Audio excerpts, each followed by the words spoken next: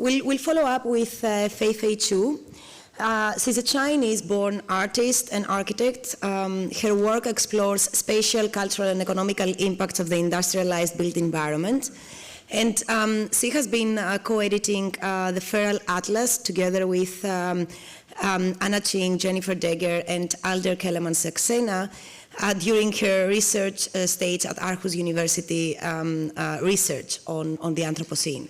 So she will be sharing with us today some knowledge extracted and some processes created for the Feral Atlas, but more than anything for the interspecies collaboration and interdependency. Thank you, Feifei, and please join us.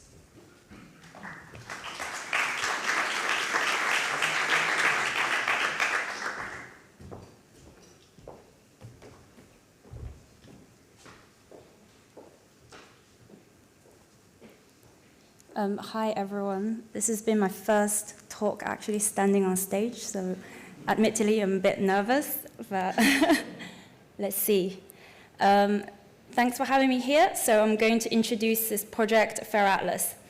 Feratlas is a digital research project on the Anthropocene through studying the non-human entanglement with human-made infrastructure projects. It combines 79 first-hand situated field reports with scientists, humanist artists, and with artistic interventions such as spatial diagrams, videos, audios, watercolor illustrations, etc. And together, we created this complex, playful, experimental atlas of studying the Anthropocene from a more than human perspective.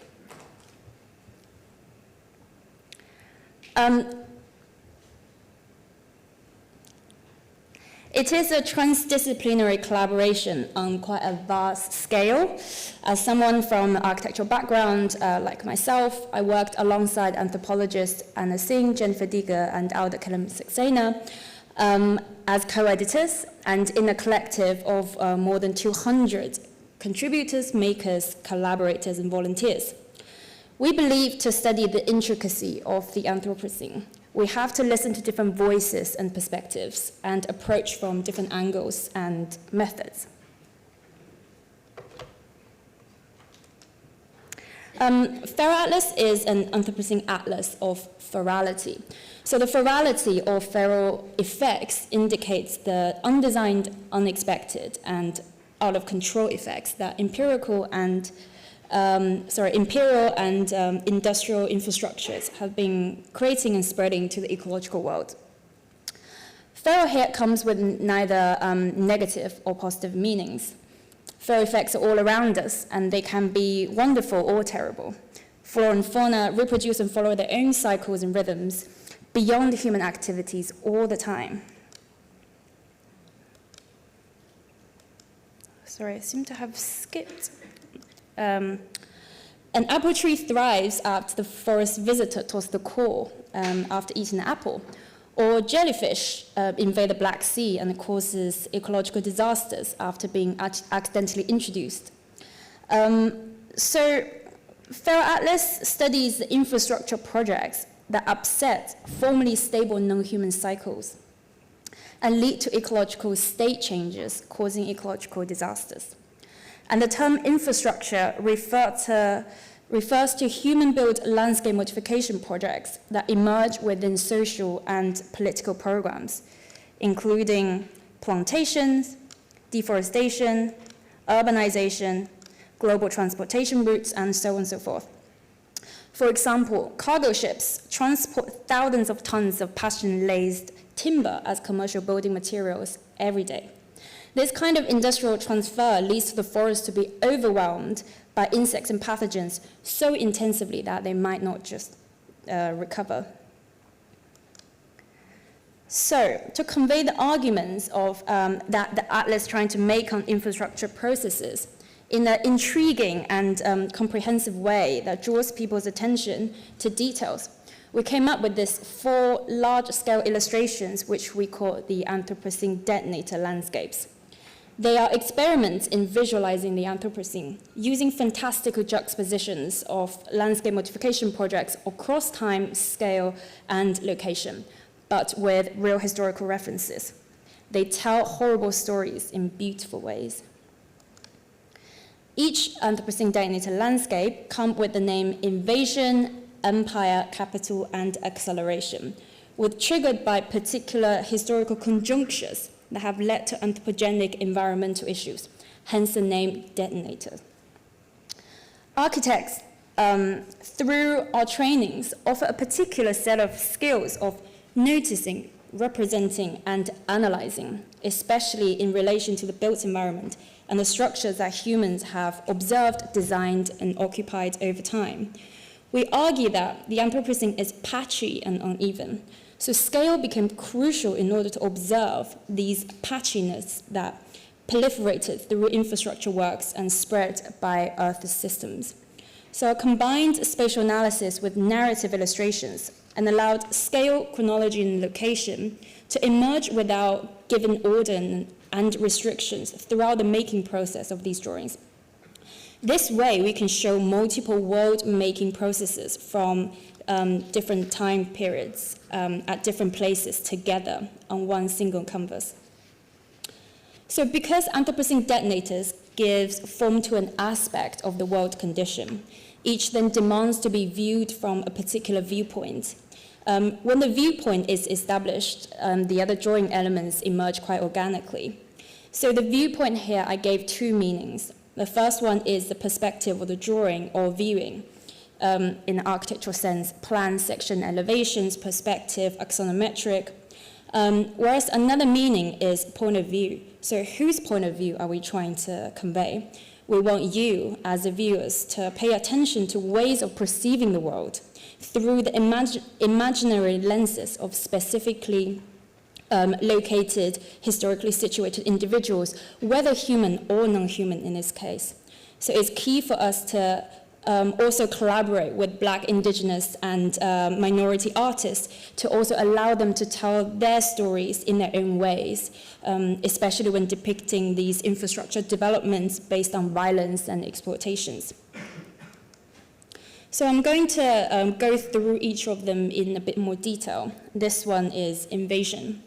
Invasion lies on a long horizontal axis to show the vast and almost endless expanse of this unexplored landscape. Just imagine yourself as an explorer, where your journey started from the right and continues towards the left. Starting with various colonial ships, this one you're looking at is Santa Maria ship, which took Christopher Columbus across the Atlantic Ocean for the first time in the late 15th century. Here you're looking at the British Navy ship in the 19th century. And the black ships, the name has been given to these American invasive ships depicted in the Japanese art style in the mid-19th century. And here we're arriving at the shore, causing various forms of violence and resistance.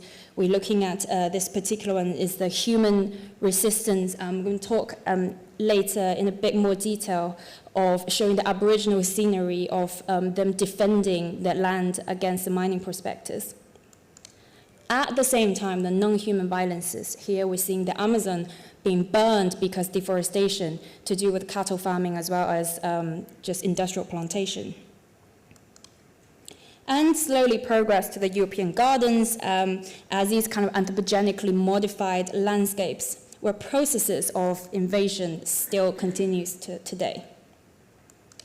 So, like I talked about earlier, we have to learn from indigenous communities' perspectives when we talk about invasion.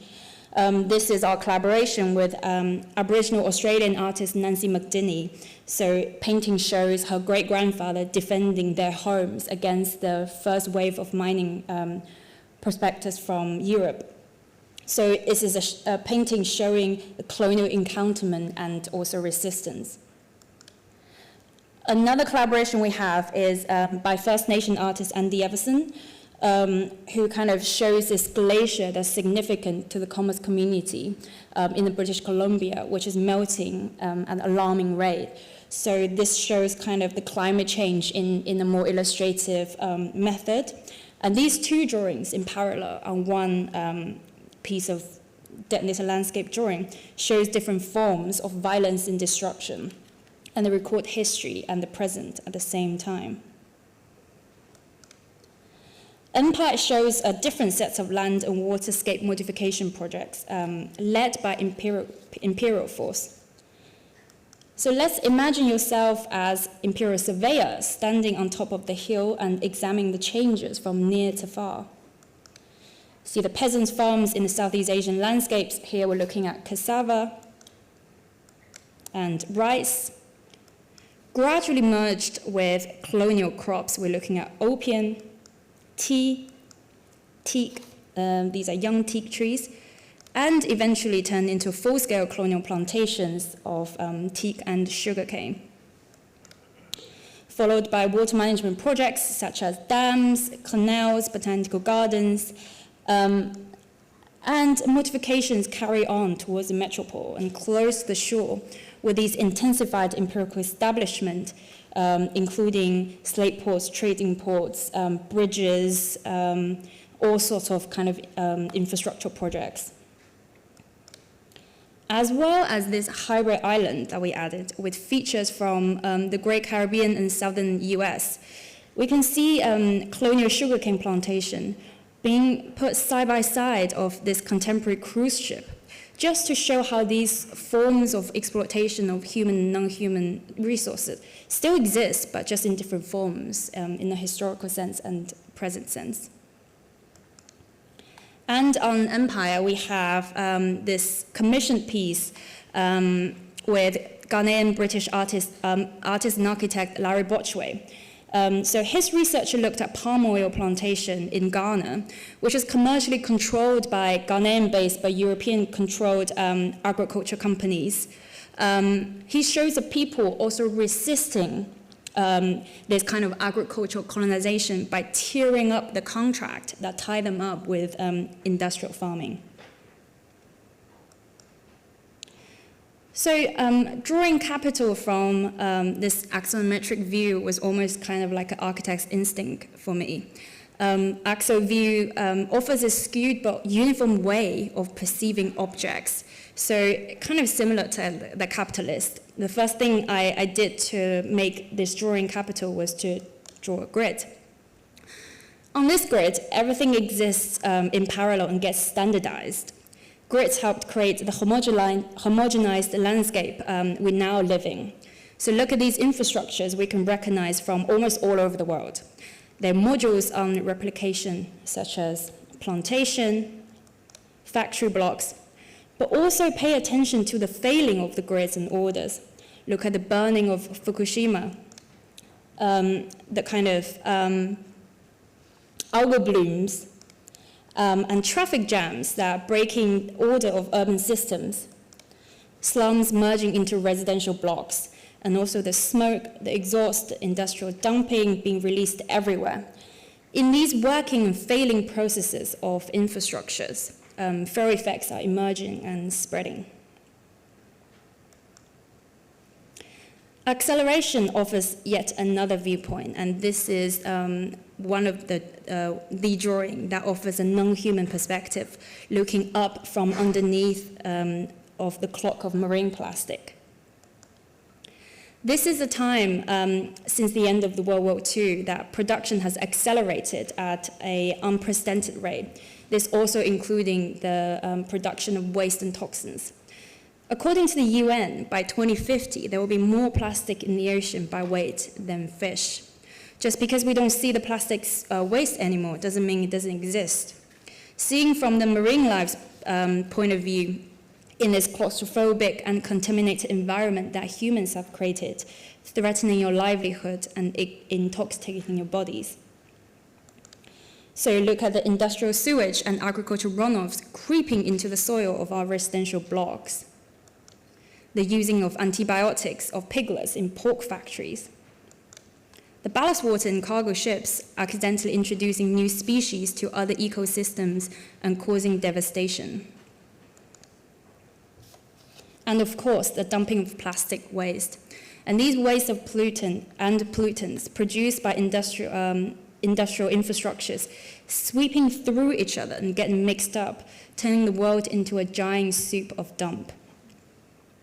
Here we have two collage that's taken from Filipino duos Emily and Enzo Camacho, whose contemporary artwork centers around this methodological figure of Manananggal, which have kind of different interpretations across Southeast Asia. So she is this monster figure with splitted bodies and haunts around the neighborhood. In the atlas in particular, Manananggal represents an intangible but unstoppable force that is guiding us in a world of acceleration. So she's lingering on top of this industrial soy farm in the Philippines, overlooking a whole world of pollution, exhaust, and toxicity. And her legs are caught up in the plastic jungle. She lingers, but she's also stuck. Just like us, there's nowhere to hide. So I guess putting this reference of more of a mythological figure is just to show when the reality is too dense, mythological features help us to take a moment and contemplate. I don't know how I'm doing with time, but I guess I'll leave the 2 more minutes, great. So I just kind of want to summarize a little bit of my experience of working on Feratlas from more of an architectural perspective, and to see how I picked up from working on these multidisciplinary projects, which first thing is the importance of transdisciplinary collaborations, which we've seen in the previous talks before. But for me, especially with social and natural scientists in this case. And when architects were approaching or designing for the ecology, it's especially important to kind of do this knowledge exchange with the scientists, because it's there and it's being offered for us to kind of having these conversations and working together. And arguably, any architecture design in the Anthropocene is ecologically concerned. And the second point is, it's crucial to notice before designing and think in advance of the long-term spatial effects rather than focusing on the immediate problem solving, especially the sole reliance on technology, which not to say technology is not beneficial, but is kind of having the understanding and perspective that we need to start to think in advance that what kind of long-term social, ecological, political effects that these technological interventions going to create for us, because this is where the Ferality goes wrong. And the third one is just shifting perspectives, and to understand that architecture is not only for humans anymore, is more for non-humans, even if it's indirect, since we cohabit and share a space together. So just a little kind of example that we have an entry on anti-fouling paint, used on cruise ships by anthropologist Natalia Bridget. So cruise ship is, so now I'm talking about shifting in scales of kind of interdisciplinary studies. The cruise ship is a large transportation infrastructure to the human eyes on the human scale, whereas the chemical compound of TBT is used in anti-fouling paint is a microscopic scale, which is very easy for human eyes to ignore.